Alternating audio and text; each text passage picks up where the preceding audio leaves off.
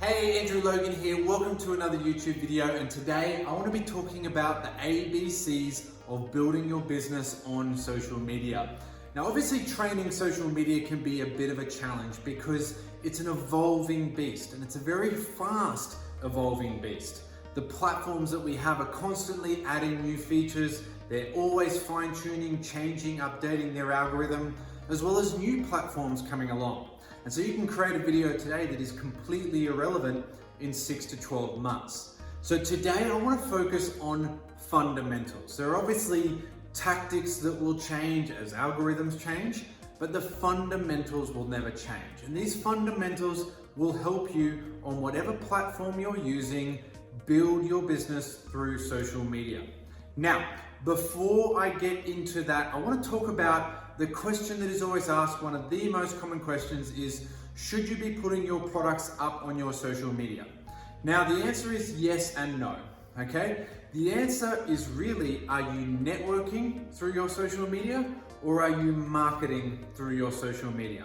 So what do I mean by that? Obviously in network marketing, we have to network, so we have to meet people, and we generally start with a warm network, okay? Friends and family, all those people we went to school with, we went through university with, we played sport with, we worked with. We have that network, and then we start marketing them a product. We lose weight, we get better skin, we improve our sleep, we get a six-pack, we get more money.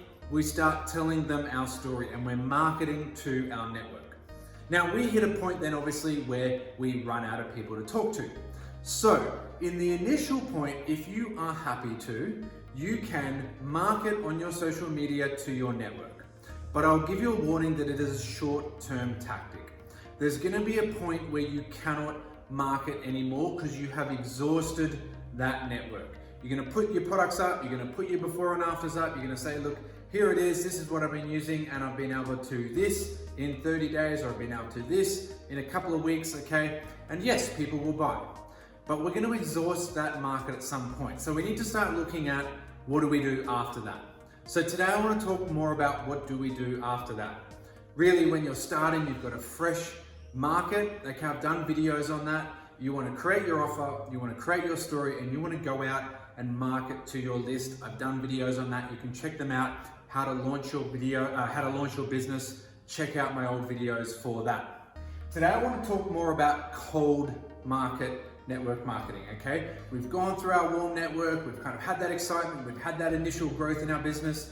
Then there's gonna be that little lull, and we need to say, okay, now I need to meet new people.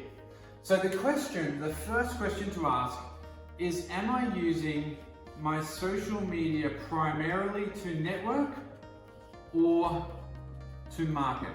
And I say primarily, okay? Obviously you're gonna do a little bit of both. But we look at some people who are very, very successful in this industry, very big names, and they're doing a lot of marketing on their social media of their products.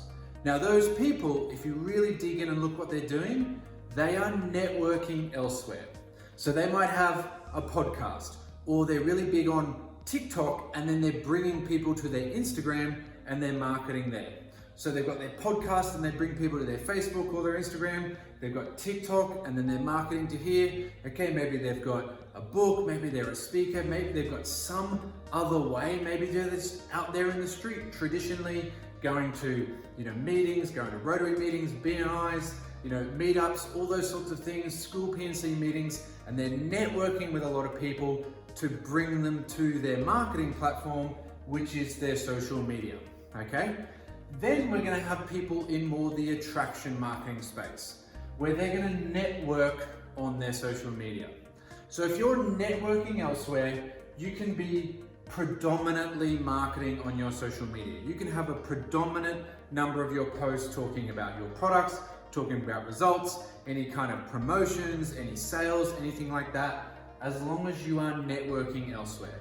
Because if you want to network and market on the same platform in the same region, understand that you add a new friend, they click on your post and they see sale, sale, sale, sale, sale, and you haven't had any other connection with them yet. There's no other common ground. There's no other reason for them to accept your friend request. They won't, okay? They're just gonna see you and go, nah, I'm out, right? So we're either networking elsewhere and we're bringing in people they know, like, and trust us, and then they come to what we do and see what we do, or we network on our social media and we market in the messenger, okay? And I'm gonna talk a bit more about that today. So we network through attraction marketing, through social media branding, we network through social media, and then we bring people into the messenger, and that's where we have the conversations. That's where we market. So I hope that makes sense, okay? Make sure you've got that under control. Now, of course, that doesn't mean you never ever mention your product ever. I'm just saying predominantly. If you predominantly want to market on your social media, you need to network elsewhere. If you predominantly want to network on your social media, you market predominantly in the messenger. You can put up occasional things, you can put up occasional sales promotions, occasional call to actions, but you're predominantly branding and networking through your social media. So, how do we do that? Very good question. This is our A, B, and C's. So, A, who do I want to attract? Okay. Who is my avatar? Who is my ideal customer? Who do I want to attract? That is the very first question you need to ask. Who do you want to work with? Now, so often we can get a little bit scarcity mindset here instead of abundant mindset. We can say, well, look, if I only want to work with, 40 plus women who want to improve their skin, I'm ruling out all the men in the world and I'm ruling out all the women under 40. And that is a scarcity mindset. If you have clarity around your brand, people see that. If you try and please everyone with everything and all these different things, people are overwhelmed and people are confused, and a confused mind stands still. An overwhelmed mind does absolutely nothing. If they can't see what you stand for, if people can't look at you and say, that person knows me and understands me, then it's gonna fall apart. So you need to have clarity in who you want to attract. Absolute clarity in that vision, in that ideal customer. And that's the very first important thing to do. Now, a lot of you may have companies with multiple products. They might have skincare and they've also got some nutrition products. Okay, maybe you're in performance, but you've also got some other little things off the side. You've got a new range of things coming out for stress, okay? Whatever it is, let's focus on our ideal customer. Now, the analogy is like this, okay? I need to go get a pair of shoes. I need to get new pairs of shoes. So I'm gonna walk into the shops. Now, I want to do weightlifting and I'm a size 12 male. So I know I can walk into that store and say, size 12 male shoe please for weightlifting. Now, I also know in the weightlifting world, there's not a lot of shoes, there's not a lot of brands. There's about 4 or 5, okay, and 2 of them just, I haven't heard great things about, great reviews, are a bit too expensive for me, right? So I'm down to about 3. So I can walk into a store and say, you know what, give me those 3 shoes to try on. Incredibly efficient. If I do not know what I'm looking for, I'm gonna walk into the shop and try on every single pair of shoes in that shop. Now that would be, to me, the most painful day in my life, okay? Even if I don't know what I want at all, I've got to walk into a whole shopping center and walk into every single shop until I actually, oh, that's right, I want shoes. Then I've got to try on every single shoe until I find one that works for me. Now, this is the same when we're talking to people. So if we take that same analogy, that if we just try and keep everyone happy, you know what, I want everyone and anyone to join my business, you're going to have a lot of conversations. You're going to have to be talking to hundreds of people a day, like you're trying on hundreds of pairs of shoes, and you're going to find 2 or 3 out of 100 are actually the ones that you want. And that is exhausting. You're going to have a lot of conversations, you're going to have a lot of no's, you're going to have people who join but then they drop out straight away because they're just not who you want to attract, okay? Now, I walked in, and I did this just recently. I walked in and I bought a pair of weightlifting shoes. I do CrossFit, okay? There's a weightlifting component to CrossFit, so I have my CrossFit shoes and then I have my weightlifting shoes. Now, these shoes are quite leery. I mean, again, if you know me, I'm quite kind of bland with my clothing and quite sort of, clothing's again, it's not my thing. And these shoes were quite leery. They were they're bright orange and pink underneath. They were white with these sort of fluoro soles, and so they're kind of stuck out a little bit and I'm very conservative, but I walked into the gym, right? Now, this is the opposite side of having clarity in what you're doing. This is the positive. So I walk in with this new pair of size 12 Nike weightlifting shoes. Now, Nike are new to the weightlifting shoe arena. And so I wanted to try them. As I said, there's a couple other brands that haven't had the best experience with. I was willing to give Nike a try. I walk in with these shoes and everyone in the gym, everyone in the class that day came up and said, tell me about those shoes. What do you think of them? So there were people saying, what do you think of Nike? What do you think of those shoes in general? What do you think of weightlifting shoes in general? I've already got my CrossFit shoes. Do I need my weightlifting shoes? None of those people wanted size 12 male shoes. None of those people. There were females, there were men wearing different pairs of shoes, but because there was clarity in my shoe, I walked in with one pair of shoes, not just like 6 or 7 and just sort of higgledy-piggledy, didn't know what I was doing. Everyone was asking me if they would work for them too. If you have clarity in what you're doing, you say, you know what, I help 40-year-old women look 5 years younger for under $5 a day without the need of needles. People are gonna say to you, look, you know what, I know I'm not 40, but I'm 38 and I don't wanna be 40. So can you help me? Look, I know what you did for other women. I'm a male, can you help me as well? Because I'm self-conscious, I'm turning 40 soon. Can you help me as well? When you have that brand awareness, people will ask you. People will not pigeonhole themselves. You will find the clearer you are here, the more people come to you. When you're vague and you're out there and you're trying on every single pair of shoes in the store, it's exhausting and people will not come to you. So that of course brings us to the B, which is how do I brand myself? How do I brand myself to attract this person? So if we keep that weightlifting shoe analogy going, if I wanted to help people, improve their performance at the gym and I had a product and a vehicle that could help them with that. If I wanted to show people how I can help you get 10 kilograms of extra lifting without having to lift up your training, without having to change your routine at all, I can get you 10 kilograms stronger with my little magic potion, okay? That is who I like, that is my offer. I want to attract 30-year-old male weightlifters who really want to improve their performance because they're at that level of about to compete or wanting to kind of get up into state and national levels, right? That's who I really want to work with. So how do I brand myself? I'm going to post me weightlifting. I'm going to post me pictures of me weightlifting, talk about PBs that I've hit, okay? I can offer some value to people on my social media. I can talk about, here's my 3 favorite stretches before a weightlifting session. Here's how I recover after a weightlifting session. Here's some exercises that I do at the gym to help with my weightlifting. Here's my friend, he and I are in a weightlifting competition together this week. I'm gonna brand my social media around someone who likes weightlifting and who is gonna interact and comment with someone who is weightlifting. Other weightlifters, and other weightlifters want to improve their performance. Other weightlifters want to lift 5-10 kilos heavier, right? So that is how I'm going to figure out who I want to attract and how I'm going to brand my social media. And then we have the C's. Now you might have noticed the C's were a plural because I'm going to create content. Okay.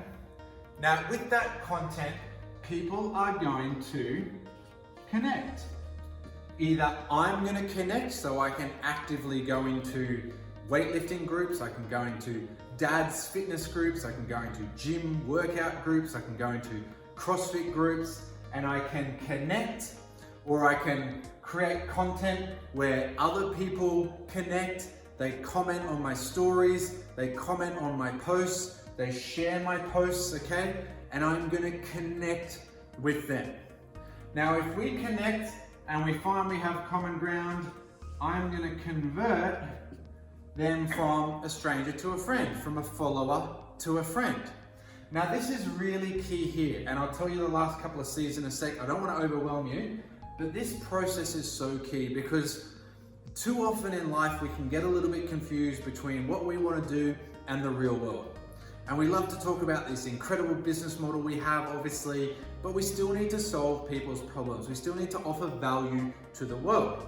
And as much as when we are creating content and connecting and we're having an attraction marketing plan, we understand that the connection and the conversion process is something that we need to remember the real world. We also need to remember the real world. Like if I went into a party and I didn't know anyone, okay? I've joined a new Facebook group and there's 1,000 people in this Facebook group and they're all weightlifters, and I go to a brand new weightlifting club and there's 1,000 people in this weightlifting club, it's gonna be the same process. So I'm gonna walk into this weightlifting club and I'm not gonna walk into this weightlifting club of 1,000 people and say, hey, who wants to improve their performance? I've got a thing you can buy. I mean, I might get 2 or 3 people. I'm gonna get 997 skeptics saying, mate, get out. Get out. If you're just trying to sell something here, get out, right? But I can walk in there and I can start connecting. I can start going up to people and just, hey, how you doing? I'm Andrew, nice to meet you. Where are you from? Oh, cool, cool, cool. And then out of those people, we're gonna have some superficial connection. Out of those people, I'm gonna start actually finding there are people who really wanna connect with me. There's people like, hey, I'm Andrew, and they're like, cool. And there's people like, hey, I'm Andrew. Andrew, where are you from? You just moved here, you've started the club, that's so cool. How long have you been weightlifting? What brought you to our club? Cool, where'd you grow up? Gold Coast. I grew up on the Gold Coast too. Oh my goodness, where'd you go to school? Offsets. I went to Somerset. Oh my goodness, we were like next door neighbors. And then we're gonna convert from a stranger to a friend, right? In the real world and in social media, people are still the same. We're still dealing with people, whether it's the real world or social media. Sometimes we go into groups and we're like, you know what? I can just spam a group. No, do not spam a group, you'll get kicked out. Go into that group and offer content. Hey guys, I'm Andrew, really excited to be in this group. Thanks for adding me. You know, I've just moved to the Sunshine Coast. I'm really into weightlifting. I've been doing it for about 5 years and great to meet any other local, weightlifters, and maybe we can do a session one day. We're gonna do a post like that, right? Just like if you're joining a party and you're going up and you're introducing yourself to people. Now, some people might just like it. Some people might love harder. Some people might comment, Andrew, great to meet you. Hey, I'm on the Sunshine Coast too. Some people say, you know what, I'm in Brisbane, but if you're ever in Brisbane, let me know. They are people who are looking for connection. I am looking for people who want to connect. I'm not trying to force a product on people who don't even interact with the post or just kind of thumbs up it or whatever. I want the people who want to connect with me. And I'm gonna start connecting with these people. We're gonna comment on each other's posts. I'm gonna encourage their posts. They might follow my stories. They might comment. They're gonna see my branding and start commenting on things. And we convert from strangers to friends, from followers to friends, okay? Then, once they're friends, we can have conversations. And again, I'm gonna do this in the messenger. And if I have enough good conversations, I'll get commissions, okay? 5 C's. Overwhelming, I do understand that. But you know what? I'm gonna create content. Who is my brand? What are questions they're asking? Now test and measure this kind of stuff as well. Again, maybe you do a post about, here's my favorite post-workout meal, and you put that up on your social media. Now you're gonna have people maybe 3 people like it. Next week you go, here's another of my favorite post-workout meals, and 30 people look at it. And you look at it and you say, well, actually, the first one had steak and the second one had a plant-based protein. Maybe I'm actually really attracting vegetarian and vegan weightlifters who want alternative protein sources, right? They want to get stronger, but they don't want red or white meat-based protein sources. So we're looking at our content and we're saying, well, that one got 3 posts, that one got 30. Okay, you know what? I'm gonna do a pre-workout stretch routine this week. So I'm gonna create content and I'm gonna do a little video of my pre-workout stretch routine. And then the week after, I'm gonna do a reel of my post-workout routine. And I'm just gonna compare and measure. And then again, I'm gonna look for the people who wanna connect. The people who are commenting on my posts, we're gonna connect, we're gonna convert, and then we have conversations and we market off our social media. We market in the messenger, we give them our offer. Look, hey, it's been great connecting. I just want to let you know, I do help weightlifters improve their lifting by 10 kilograms without even changing any of their training routine, thanks to this super powerful sort of secret hack ninja product that I have. Would you be open? No worries if not, just thought I'd ask, just thought I'd offer. It says yes or no. If they say yes, you earn commissions. If they say no, hey, no worries, but hey, look, I still want to connect. And we follow up and we grow that friendship, and then maybe one day they've been lifting and they're just not seeing results, and they say, hey, you know what? I'm ready for that thing because I'm following up, I'm giving value, I'm sticking to my brand, I know who I want to attract, and I'm going to create great content that then helps me connect with people. They are the ABCs of social media, guys. And as I said, these are evergreen.